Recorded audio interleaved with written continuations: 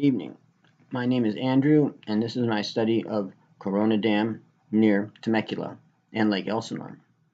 Corona Dam was built in the 1920s and is located on the Temescal Creek. The dam has been shut down for several years, as one can see by the low lake level. This is an area where some of the largest game fish in California were caught, at least Southern California. 2-foot-long bass were caught here. This is a study of the dam, though. As one can see, parts of the dam aren't quite in disrepair, particularly some of the earlier levels.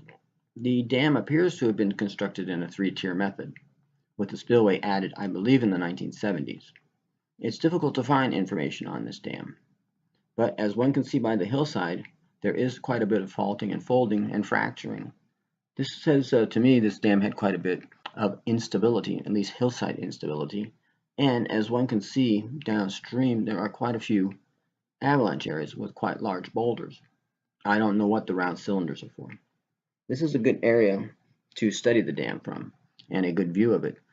If you look at the side across, you can see that there's quite a bit of hillside instability all along there. It would have been better to have built this structure downstream about 2 miles.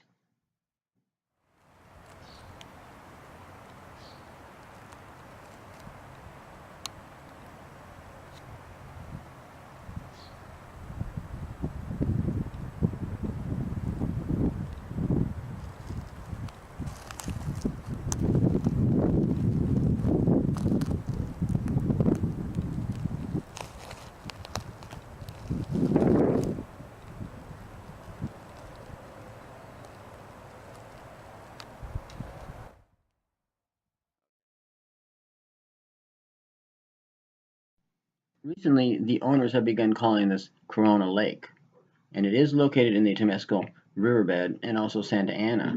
It is part of the river drain-off. This is also a campground and is quite attractive, and is located close to Corona off of Indian Truck Road, also by Lake Elsinore.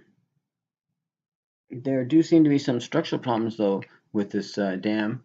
As one can see here, there is quite a bit of landslide activity.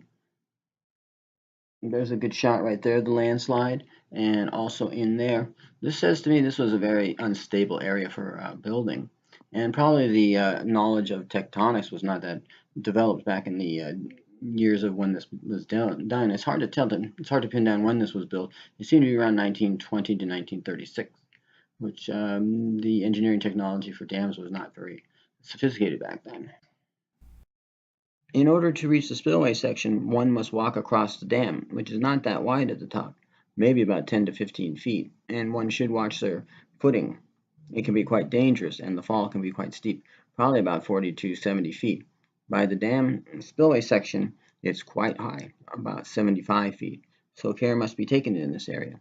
Rattlesnakes are also present.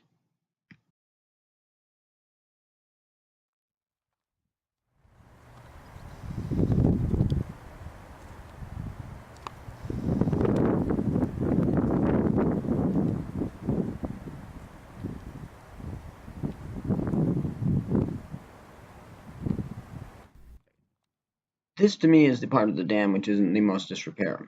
It tends to just disintegrate and fade off into nothing towards the left abutment on the downstream side. What I found most interesting about this area were the presence of seashells. They are all over the area.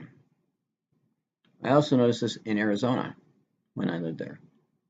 Here's a good section of the dam, or a good view of the faulting and folding by the spillway. This is quite severe. On the other side, there are boulders which are the size of cars.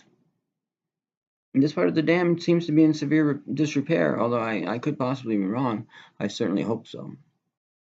Anyway, this is the end of part 1 of my study of Corona Lake, and also sometimes called Dos Lagos, and also Lake Lee in Riverside County. Thank you for viewing. My name is Andrew, and have a good evening.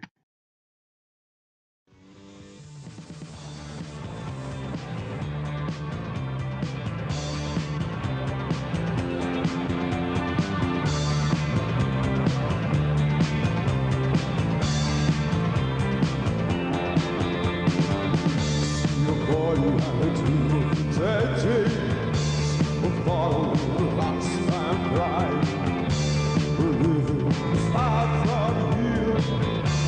always hard to find. And it seems like 25 years of promises and beauty more. Streets are overwhelmed, town with questions, beautiful. First and last and always my toll, my time. First and last and always mine.